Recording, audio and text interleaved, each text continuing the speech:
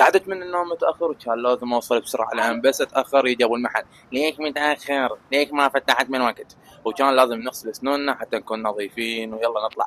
هلا والله شباب ورجعت لكم فيديو جديد. طبعا هذا الفيديو اغلبه راح يكون تسجيل بالصوت يعني صوت اللطمية راح يكون ناصي. خلينا نروح سويا نشوف شو راح يصير اليوم بالمحل مالتنا. البرتقال اسود كلش مفيد الصبح. طبعا هذا عنب بس نسميه برتقال اسود. وبعد طول انتظار قدرت احصل كيو ووصلت للمحل ويلا بينا ننظف كالعاده. طبعا اول ما جيت لقيت المحل هوسه كلش هوايه بس انا رتبت شويه وصورت لكم لان كلش هوسه كان.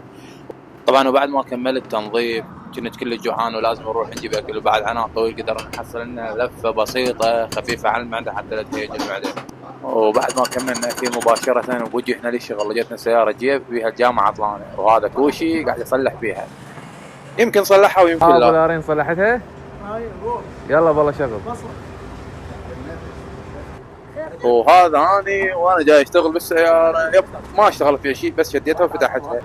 وهذا بالاخير مهدي حاب يسلم عليكم.